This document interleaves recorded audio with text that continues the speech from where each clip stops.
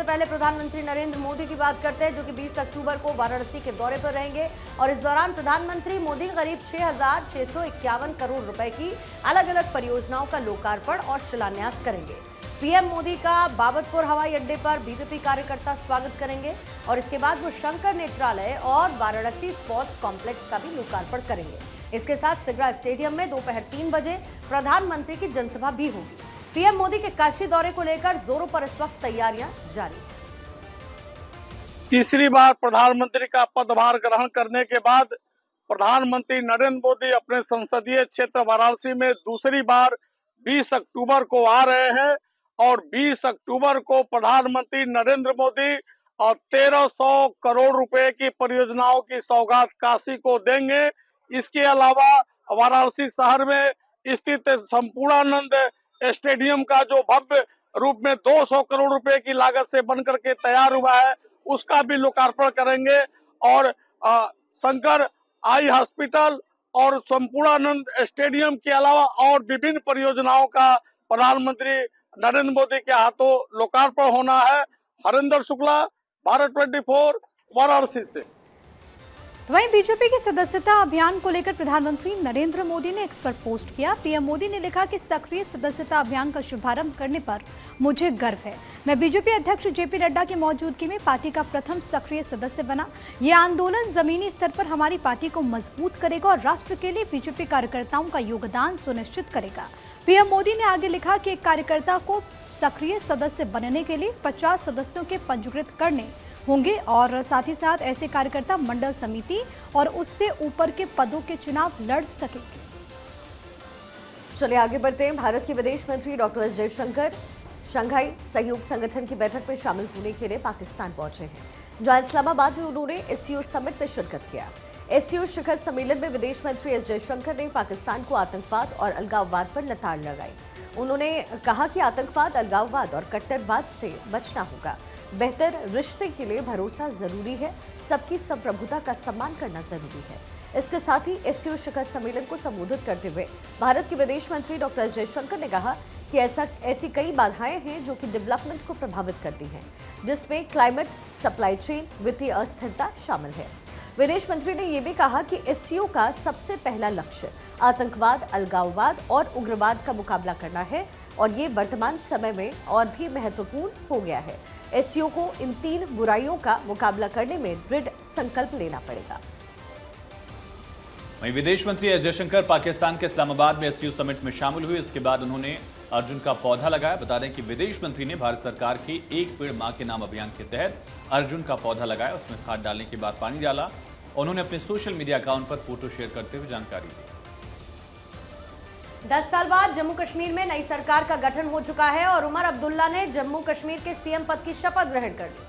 उमर अब्दुल्ला का शपथ ग्रहण श्रीनगर के शेर कश्मीर इंटरनेशनल कॉन्फ्रेंस सेंटर में हुआ। नौशेरा से विधायक सुरेंद्र चौधरी जम्मू कश्मीर के डिप्टी सीएम बने। इसके अलावा जावेद डार, सकीना इट्टू, जावेद राणा और सतीश शर्मा ने मंत्री पद की शपथ ली है। शपथ ग्रहण समारोह में राहुल गांधी, प्रियंका गांधी, अखिलेश यादव, आम आदमी पार्टी के सांसद संजय सिंह समेत 6 पार्टियों के नेता शामिल हुए। कांग्रेस ने फैसला किया कि वो सरकार में शामिल नहीं होगी, उनका कोई भी विधायक मंत्री नहीं बनेगा। कांग्रेस ने कहा कि जम्मू कश्मीर को राज्य का दर्जा मिलने तक लड़ाई जारी रहेगी। वहीं उमर अब्दुल्ला के जम्मू कश्मीर के नए सीएम बनने पर प्रधानमंत्री नरेंद्र मोदी ने उन्हें बधाई दी है। प्रधानमंत्री ने कहा कि लोगों की सेवा करने की उनके प्रयासों के लिए शुभकामनाएं। केंद्र जम्मू कश्मीर की प्रगति के लिए मिलकर काम करेगा। प्रधानमंत्री का ये पोस्ट भी आपके टीवी स्क्रीन पर। हरियाणा में बीजेपी को ऐतिहासिक जनादेश मिलने के बाद पंचकुला में बीजेपी विधायक दल की मीटिंग हुई है। इस मीटिंग में केंद्रीय ऑब्जर्वर अमित शाह और मोहन यादव ने शिरकत किया। विधायक दल की बैठक में नायब सिंह सैनी को हरियाणा का मुख्यमंत्री चुना गया है। बैठक के बाद अमित शाह और नायब सैनी राजभवन पहुंचे, जहां उन्होंने राज्यपाल से मुलाकात कर सरकार बनाने का दावा पेश किया। आपको बता दें, गुरुवार को सुबह 11 बजे नायब सैनी सीएम पद की शपथ लेने वाले हैं। ये शपथ ग्रहण समारोह शालीमार ग्राउंड में होगा। समारोह में प्रधानमंत्री मोदी समेत बीजेपी और एनडीए के सहयोगी दलों के शासित राज्यों के मुख्यमंत्री समेत 37 नेता मौजूद रहेंगे। वहीं विधायक दल की मीटिंग में अमित शाह ने कहा कि हरियाणा की स्थापना 60 के दशक में हुई, तब से लेकर के अब तक कोई भी मुख्यमंत्री लगातार अपनी पार्टी को विजयी बनाने में सफल नहीं हुआ। पहली बार हरियाणा में तीसरी बार बीजेपी की सरकार बन रही है। उसका मुख्य कारण प्रधानमंत्री नरेंद्र मोदी जी हैं। कि किसानों को अन्याय होता है। मैं आज विपक्ष को इस मंच से कहना चाहता हूं, पूरे देश भर में 24 की 24 फसल खरीदने वाला कोई अगर एक राज्य है तो मेरी भारतीय जनता पार्टी के हरियाणा है। जो एमएसपी की बात करते हैं उनको मैं बताना चाहता हूं, एमएसपी पर सबसे ज्यादा अगर खरीदी किसी ने करी है तो नरेंद्र मोदी जी ने करी है कांग्रेस के साथ। और हुड्डा साहब को भी मैं बताने था, आप थे तब ना भावांतर था ना एमएसपी पर खरीदी थी। ये हमारी सरकार ने भारतीय जनता पार्टी के साथ।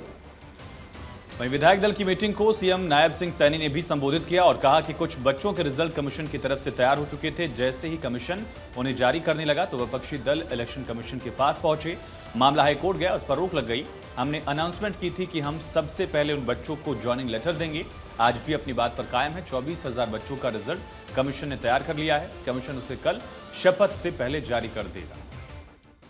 हमने दिए, परंतु कुछ बच्चों के रिजल्ट्स तैयार थे, कमीशन ने तैयार किए थे। जो ही निकालने के लगे तो विपक्षी दल वो चीफ इलेक्शन कमीशन के पास गया और हाई कोर्ट में चला गया, तो उसके ऊपर रोक लगी थी। हमने ये अनाउंसमेंट किया था कि हम सबसे पहले उन बच्चों को ज्वाइनिंग लेटर देंगे। हम अपनी बात के ऊपर पूरा कायम है और बच्चों का वो रिजल्ट तैयार है। हमारे 24,000 बच्चे हैं, 24,000 बच्चों का कल ही जब सब होगा तो कमीशन का पूरा रिजल्ट तैयार है, वो उसको जारी कर देगा। ये हमारा दीपावली से पहले मोदी सरकार ने किसानों को बड़ा तोहफा दिया है और मोदी कैबिनेट की बैठक में रबी की फसलों पर एमएसपी बढ़ाने का फैसला किया गया। सरकार ने सरसों पर 300 रुपए तो गेहूं पर 150 रुपए एमएसपी बढ़ा दी। केंद्रीय मंत्री अश्विनी वैष्णव ने प्रेस कॉन्फ्रेंस करते हुए ये खुशखबरी दी। रबी मार्केटिंग सीजन के लिए एमएसपी अप्रूव हुआ है। इस कॉलम में आपको रबी की एमएसपी दी गई है और सिग्निफिकेंट इंक्रीज है। हम देखेंगे अगर वीट है, गेहूं के लिए 150 रुपए बढ़ाया गया है, बार्ले यानी जौ के लिए 130 रुपए बढ़ाया गया है, ग्राम यानी चने के लिए 210 रुपए बढ़ाया गया है, मसूर के लिए 275 रुपीस बढ़ाया गया है और सरसों के लिए 300 रुपए की बढ़ोतरी की गई है और सैफ्लावर यानी कुसुम उसके लिए 140 रुपीस की बढ़ोतरी। दीपावली से पहले केंद्र की नरेंद्र मोदी सरकार ने केंद्रीय कर्मचारियों को तोहफा दिया है। केंद्र सरकार ने कर्मचारियों के महंगाई भत्ते में 3% का इजाफा करने का ऐलान किया। इस इजाफे के बाद डीए बढ़कर 53% हो गया है। इससे पहले इसी साल मार्च में 4% का डीए हाइक मिला था। बताते चले आपको कि केंद्रीय कर्मचारियों को फिलहाल 50% डीए मिल रहा था और सरकारी सूत्रों के मुताबिक दीपावली से पहले ही सरकार इसमें 3% का इजाफा करके उन्हें तोहफा सरकार की तरफ से दिया गया। डीए में ताजा बढ़ोतरी का लाभ 1 जुलाई 2024 से मिलेगा। मतलब कर्मचारियों की दीपावली और भी रोशन हो गई क्योंकि उनकी सैलरी में ये इजाफा अब देखने को मिलेगा। चुनावों से इसका कोई संबंध नहीं है। एमएसपी रबी सीजन में बढ़ाई जाती है, अनाउंस की जाती है और डीए हमेशा दिवाली और दशहरा के आसपास हमेशा बढ़ाया जाता है। उसका चुनाव की कोई संबंध नहीं है। 105% कॉस्ट से ज्यादा वो बड़ा फैक्टर है। आप उस फैक्टर को देखिए, ये आपकी कॉस्ट है। पैरामीटर क्या डिसाइड हुआ कि इस कॉस्ट के कंपैरिजन में एमएसपी कितनी है, वो ज्यादा इंपॉर्टेंट है। उस इंपॉर्टेंट फैक्टर को समझना बहुत जरूरी है क्योंकि कई बार एक फेक नैरेटिव बनाने की भी कोशिश होती है कि क्या 50% एक्चुअल में दे रहे हो कि नहीं दे रहे हो। वहीं छत्तीसगढ़ के सरकारी कर्मचारियों के लिए दिवाली से पहले अच्छी खबर है। दिवाली के पहले सीएम विष्णुदेव साय ने सरकारी कर्मचारियों को बड़ा तोहफा दिया है। दरअसल प्रदेश के सरकारी कर्मचारियों का महंगाई भत्ता 46% से बढ़ाकर के 50% किया गया और इसकी घोषणा सीएम विष्णुदेव साय ने की है। प्रदेश के हजारों कर्मचारी इसका काफी लंबे वक्त से इंतजार कर रहे थे। इसकी मांग भी कई बार सरकार से की गई। अब सरकार के इस निर्णय के बाद सरकारी कर्मचारियों में खुशी का माहौल है। खबर यूपी से है, जहां योगी सरकार ने खाने को दूषित किए जाने के मामलों को काफी गंभीरता से लिया। राज्य सरकार खाने पीने की चीजों में थूकने या गंदगी मिलाने जैसी घटनाओं को रोकने के लिए कड़ा कानून बनाएगी। प्रस्तावित कानून में 3 से 5 साल तक जेल और 1 लाख रुपए तक का जुर्माना भी प्रस्तावित है। सीएम योगी ने गृह विभाग और राज्य विधि आयोग की ओर से तैयार प्रस्तावित ड्राफ्ट पर मंथन किया और जल्दी से अंतिम रूप देने के निर्देश दिए गए। सरकार इस पर अध्यादेश ला सकती है। दिल्ली एनसीआर में वायु प्रदूषण से जुड़े हुए मामले में सुप्रीम कोर्ट ने तल्ख टिप्पणी की है। जस्टिस अभय एसोका की अध्यक्षता वाली पीठ ने पंजाब हरियाणा के मुख्य सचिव को तलब किया। कोर्ट ने दोनों राज्यों के मुख्य सचिव को 23 अक्टूबर को पेश होकर सफाई देने के लिए कहा है। सुप्रीम कोर्ट ने कहा है कि लोगों को जिस तरीके से मामूली जुर्माना लगाकर छोड़ा जा रहा है, उससे पराली जलाने की घटनाएं रुकने वाली नहीं। कोर्ट ने आगे ये भी कहा कि कोई राजनीतिक मुद्दा नहीं। सुप्रीम कोर्ट ने इस दौरान एयर क्वालिटी मैनेजमेंट कमीशन से कहा कि वो उसके निर्देशों पर अमल न करने के दोषी अधिकारियों के खिलाफ दंडात्मक कार्रवाई करे। खबर यूपी के बहराइच से, जहां पर हिंसा में मारे गए रामगोपाल मिश्रा की पोस्टमार्टम रिपोर्ट सामने आ चुकी है। मृतक रामगोपाल के शरीर पर 35 छर्रे लगने के निशान मिले। रिपोर्ट में इस बात का भी खुलासा हुआ कि मृतक रामगोपाल से बर्बरता की गई, उसके नाखून उखाड़े गए, उसे करंट लगाया गया, उसकी आंखों के पास नुकीली चीज के निशान भी मिले। नोएडा में एक युवती को डिजिटल अरेस्ट किया गया। विदेश भेजे जा रहे पार्सल में ड्रग्स समेत अन्य आपत्तिजनक सामान होने का डर दिखा करके साइबर जालसाज ने युवती से लगभग 11,50,000 रुपए ऐंठ लिए। ठगों के कहने पर युवती ने 5 लाख रुपए का पर्सनल लोन भी लिया। ठगी की जानकारी होने के बाद युवती ने मामले की शिकायत साइबर क्राइम थाने में पुलिस से की। युवती को ठगों ने स्काइप कॉल के जरिए तकरीबन 20 घंटे तक डिजिटल अरेस्ट करके रखा। फिलहाल पुलिस जिन खातों में ठगी की रकम ट्रांसफर हुई है, उन खातों की जानकारी एकत्रित कर रही है। एनसीपी अजद गुट के नेता बाबा सिद्दीकी की हत्या के मामले में बड़ी साजिश का खुलासा हुआ। ये साजिश 3 महीने पहले ही बन रही थी। आरोपी कई बार बिना हथियार के बाबा के घर पर गए थे। पुलिस के मुताबिक पूरी प्लानिंग पुणे में की गई। शूटर गुरमैल सिंह और धर्मराज कश्यप ने यूट्यूब पर वीडियो देखकर शूटिंग सीखी। ये लोग मुंबई में बिना मैगजीन के शूटिंग प्रैक्टिस करते थे। 12 अक्टूबर की रात बाबा की गोली मारकर हत्या की गई थी। बेटे जीशान के साथ बांद्रा में बने दफ्तर में थे। बाहर निकलते उन पर 6 गोलियां चलाई गई। वारदात के बाद पुलिस ने 3 आरोपियों को अरेस्ट किया है। चौथा आरोपी हरीश बालकराम 15 अक्टूबर से बहराइच से पकड़ा गया। हालांकि 3 आरोपी अभी भी फरार हैं। लॉरेंस बिश्नोई गैंग ने मर्डर की जिम्मेदारी ली थी। बहराइच उपद्रव मामले में अब तक 50 लोगों को गिरफ्तार कर जेल भेजा जा चुका है। 100 से अधिक लोगों पर मुकदमा दर्ज किया जा चुका है। महाराजगंज शहर में लगे हुए सीसीटीवी कैमरों के फुटेज खंगाले जा रहे हैं। उपद्रव के दौरान पुलिसकर्मियों के बनाए गए वीडियो से भी उपद्रवियों की पहचान की जा रही है। मूर्ति विसर्जन के दौरान जब बवाल हुआ तो उपद्रव काटने वालों पर शिकंजा कसना शुरू हो चुका है। एक्शन मोड में आए प्रशासन ने 24 घंटे के भीतर 24 और लोगों को गिरफ्तार कर लिया। वहीं भारत में इजराइल के राजदूत रुवेन अजार अयोध्या पहुंचे, जहां पर उन्होंने श्री राम जन्मभूमि मंदिर में रामलला के दर्शन किए। उनके साथ श्री राम जन्मभूमि तीर्थ क्षेत्र ट्रस्ट के महामंत्री चंपत राय मौजूद रहे। प्रभु श्री राम के दर्शन कर भाव विभोर हुए अजार ने कहा कि वो अयोध्या में भगवान राम के इस भव्य मंदिर के दर्शन कर सम्मानित महसूस कर रहे हैं। वो यहाँ पहुंचने वाली तीर्थ यात्रियों की अपार संख्या को देखकर प्रभावित हैं। ये हिंदू आस्था के लिए इस स्थान के महत्व का प्रमाण है। रुवेन अजार ने कहा कि भारत की तरह इजराइल की भी अपनी प्राचीन धार्मिक विरासत है। सचमुच भक्ति से ताकत मिलती है। वो प्रभु राम के प्रति तीर्थ यात्रियों की भक्ति देखकर प्रभावित है। भारत में विदेशी निवेश बढ़ाने और द्विपक्षीय व्यापार संबंधों को मजबूत करने के लिए केंद्रीय वित्त मंत्री निर्मला सीतारमण मेक्सिको और अमेरिका के दौरे पर रवाना होंगी। 17 से 20 अक्टूबर तक होने वाली अपनी पहली मेक्सिको यात्रा के दौरान केंद्रीय वित्त मंत्री भारतीय प्रतिनिधिमंडल का नेतृत्व करती नजर आएंगे। वित्त मंत्री सीतारमण टेक्नोलॉजी लीडर्स के गोलमेज सम्मेलन की अध्यक्षता भी करेंगी।